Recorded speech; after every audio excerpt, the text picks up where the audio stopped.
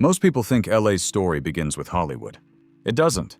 It begins with a handful of settlers standing on flat, dry land with no railroad, no running water, and no reason to believe this place would ever become anything.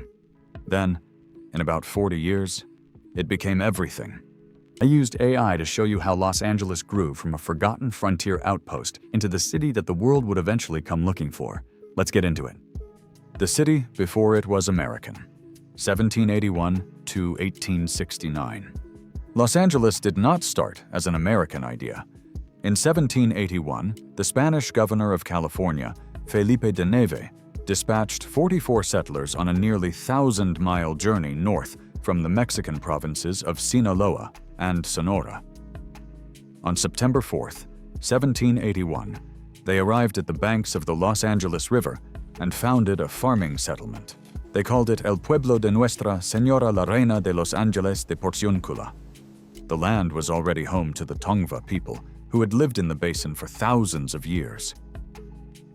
The Spanish colonial project did not dwell on that. The 44 founders were not a homogeneous group. Of them, only 2 were white. The rest were of mixed African, indigenous, and Spanish descent. They built to a precise colonial plan: a central plaza, a church, agricultural plots, and a grid of streets. The whole thing was designed to be a food-producing outpost that would supply nearby missions and military garrisons. That was its entire purpose. Nobody involved was thinking long-term. For the next 60 years, the settlement sat in quiet obscurity under Spanish rule, and then Mexican governance after Mexico won independence from Spain in 1821. The land around Los Angeles was divided into vast cattle ranches called ranchos, owned by a small number of wealthy families. The economy ran on cattle hides and tallow traded with ships from New England. That was roughly the extent of it. Then the United States went to war with Mexico. The conflict ended in 1848 with the Treaty of Guadalupe Hidalgo, and California changed hands. 2 years later, California became a U.S. state. Los Angeles had roughly 1,600 people. Drought in the early 1860s wiped out the cattle herds that had underpinned the rancho economy. The great land grants collapsed. The land went up for sale. And Los Angeles, stripped of the only economy it had ever operated on, had to figure out what it was going to become. The frontier town, 1870 to 1875. By 1870, Los Angeles had about 5,700 residents. It was a small, rough town with unpaved streets, no sewage system, and no reliable water infrastructure beyond the colonial-era irrigation channels called zanyas that had been running from the Los Angeles River since the settlement's founding. The main plaza was the center of commercial life, ringed by adobe buildings. Violence was frequent enough that the town had one of the highest per capita murder rates in the United States during this period. Vigilante hangings were not uncommon. The demographics were unusual even by frontier standards. The population was a layered mix of Mexican families who had been there before the American takeover, migrants from the East and Midwest, Chinese laborers who had arrived for railroad construction further north, a scattering of German and French merchants, and Tongva people who occupied the lowest position in the town's economic and social order. Languages collided on the same streets. The town had no coherent identity beyond its geography. Water was the central problem. The Los Angeles River was the city's primary source, but it was unreliable, flooding in winter and running low in summer. Everyone knew that whatever this place would become, it depended on solving water at a scale the Zanyas were never designed to handle. Nobody had figured out how to do that yet. What the town did have was land. Enormous quantities of it, cheap. The collapsed rancho system had left thousands of acres available around the pueblo, and early boosters began to see this as raw material for something real.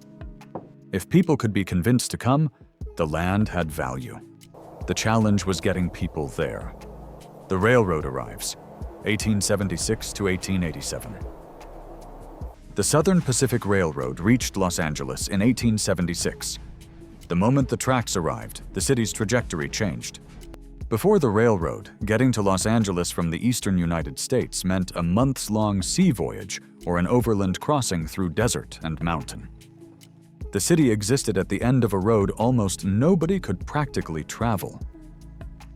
The railroad made it reachable. Southern Pacific initially held a monopoly on the route, which kept ticket prices high and limited the flow of migrants.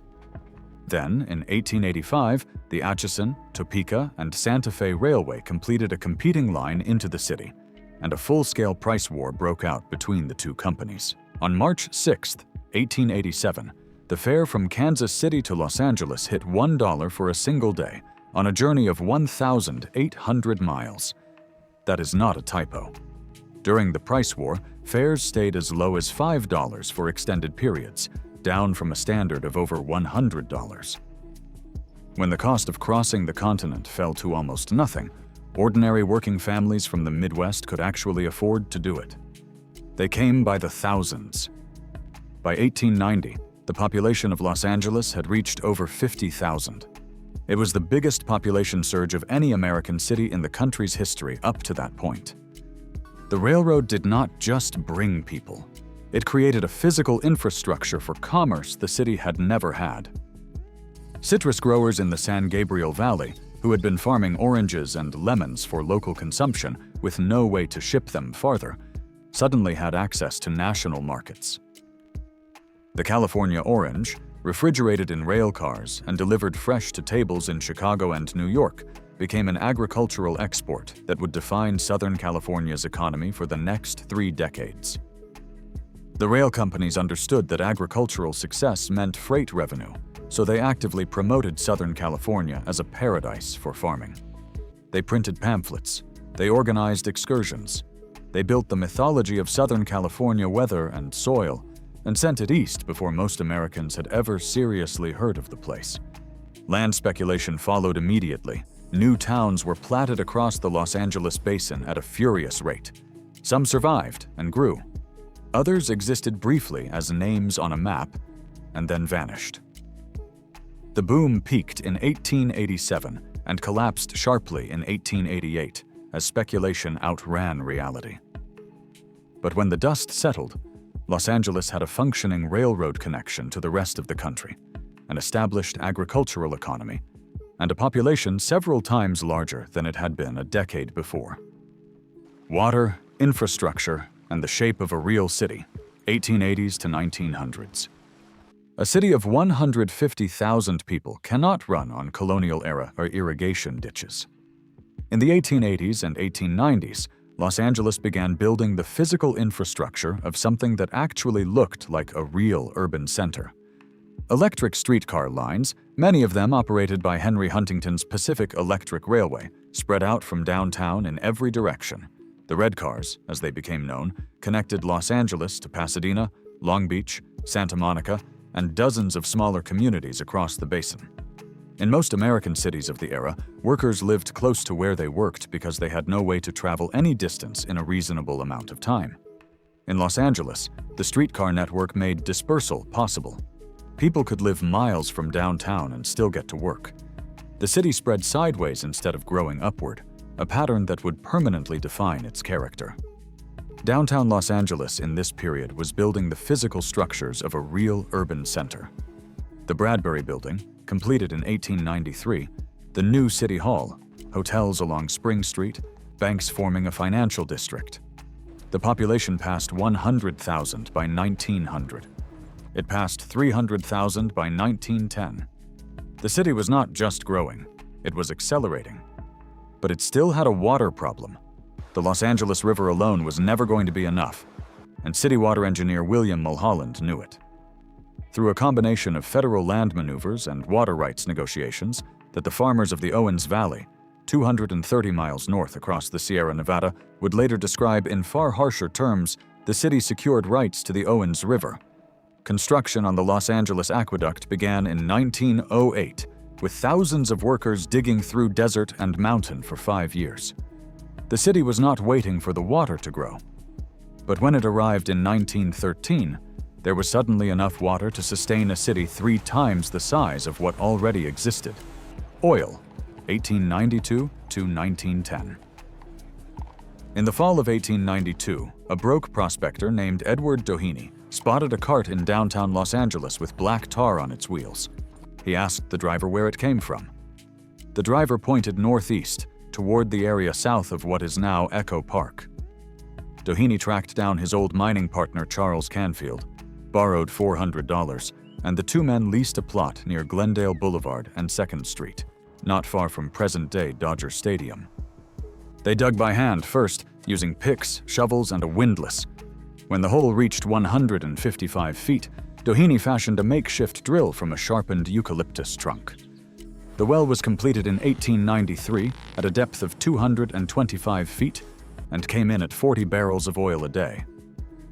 Doheny at the time could not afford his own boarding room rent.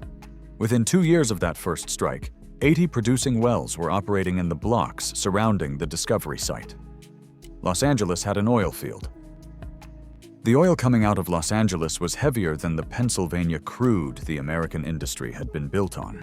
It was not ideal for kerosene, but was highly effective as fuel for industrial boilers and locomotives.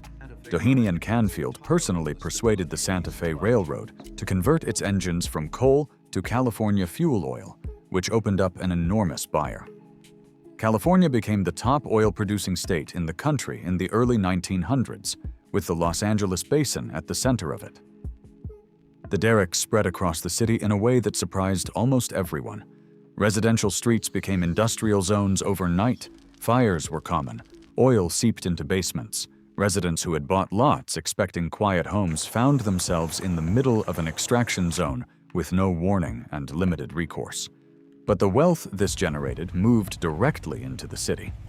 Doheny went from unable to pay rent in 1892 to one of the richest men in California by the 1900s. Oil money built things. The port and the fight for the harbor, 1890s to 1909. A city with oil, oranges, and 300,000 people is still economically limited without a way to ship goods in and out at scale. Los Angeles had no natural deep-water port. The closest viable harbor was at San Pedro, a coastal community about 20 miles south of downtown. The problem was that San Pedro was not part of Los Angeles. It was a separate municipality, and the Southern Pacific Railroad, which controlled the existing wharf infrastructure there, wanted to keep it that way. A railroad-controlled port meant railroad-controlled shipping rates. The city's business community understood exactly what that meant. What followed was a years-long political fight over where the federal government would fund a major harbor. The Southern Pacific backed a rival site at Santa Monica, where they already had a wharf and could maintain control. Los Angeles backed San Pedro. Congress investigated, hearings were held, and in 1897 the federal government sided with San Pedro. The decision was a direct blow to Southern Pacific's grip on Southern California commerce. To actually absorb the port, Los Angeles pulled off one of the stranger geographic maneuvers in American city building. The city could not annex San Pedro directly because several miles of unincorporated land lay between them. So Los Angeles annexed a thin strip of land, just half a mile wide in places, stretching all the way from the city limits down to San Pedro and the neighboring community of Wilmington. It looked absurd on a map. A long, narrow corridor connecting the city to its coastline, like a handle on a pan. It became known as the Shoestring Strip. San Pedro and Wilmington were formally annexed in 1909. With a deepwater harbor now under municipal control, federal investment poured in to dredge, expand, and build out the port. Los Angeles had its industrial outlet to the world. The oil coming out of the basin had a place to go. The city had closed the last major gap in its infrastructure. The filmmakers arrive, 1910 to 1915. The motion picture industry in 1908 was centered in New York and New Jersey, and it was under siege. Thomas Edison and a group of major film companies had formed the Motion Picture Patents Company in December 1908, a trust that controlled patents on cameras, projectors, and raw film stock. Independent filmmakers who wanted to work outside the trust faced legal harassment, equipment confiscation, and, on occasion, physical intimidation. The independents needed somewhere far enough from New Jersey that the trust's reach would be limited, somewhere with reliable sunshine for outdoor shooting, since indoor lighting technology was not yet adequate, and somewhere with varied geography. California kept coming up. It had one additional practical advantage. If the trust's enforcers showed up, the Mexican border was only 100 miles away, where Edison's patents had no force. The first confirmed movie production in Los Angeles took place in 1907, when the Selig Polyscope Company shot part of a film in the city. Colonel William Selig liked what he found: consistent light, cheap location fees, and no shortage of terrain for outdoor shoots. He set up a permanent studio in the Edendale neighborhood in 1909. Other companies followed. In 1910, D.W. Griffith of Biograph Studios arrived in Los Angeles with a full crew and spent several months shooting films in and around the city. He returned in subsequent years. Then, in October 1911, David Horsley of the Nestor Film Company sent a small crew west from New Jersey. They leased the Blondo Tavern, a struggling roadhouse at the corner of Sunset Boulevard and Gower Street, in a quiet residential community called Hollywood. They rented it for $40 a month and built a wooden film stage out back. On October 27, 1911, Nestor opened the first permanent movie studio in the Hollywood area of Los Angeles. That is the date most film historians point to as Hollywood's origin. The name on a real estate map became the name of an entire industry. By 1912 and 1913, the trickle of production companies had become a steady flow. Universal Pictures established a facility outside the city. Keystone Studios, home to the slapstick comedies that would make Charlie Chaplin famous, set up in Edendale. The weather was exactly what it had been advertised to be. Desert, ocean, mountains, and farmland were all within a short distance of the production facilities. Costs were lower than New York. The trust was far away. The local population mostly registered the newcomers as a mild curiosity, and not always a welcome one. Signs went up at hotels and apartment buildings reading, "No dogs, no actors." By 1915, when D.W. Griffith released Birth of a Nation, a film as controversial for its content as it was technically ambitious in its scale of production, Los Angeles was already being discussed nationally as the center of the American film industry. The studios had been there for only 5 years, and they already looked permanent. The rest of Los Angeles barely noticed. The city was already too large and too busy to pay much attention to the cameras rolling in a few neighborhoods on its western edge. That would change, but not yet. By 1915, Los Angeles had a population pushing 500,000. It had water it had taken from somewhere else, oil money, a port, and a film industry the rest of the country was only beginning to take seriously. The frontier town that had spent decades trying to convince people to show up had stopped convincing anyone of anything. People were already coming. The city that would define the 20th century was built long before the cameras made it famous. If this got your attention, hit subscribe and give this video a like. And let me know in the comments, what city or place do you want me to dive into next? Thanks for watching. See you next time.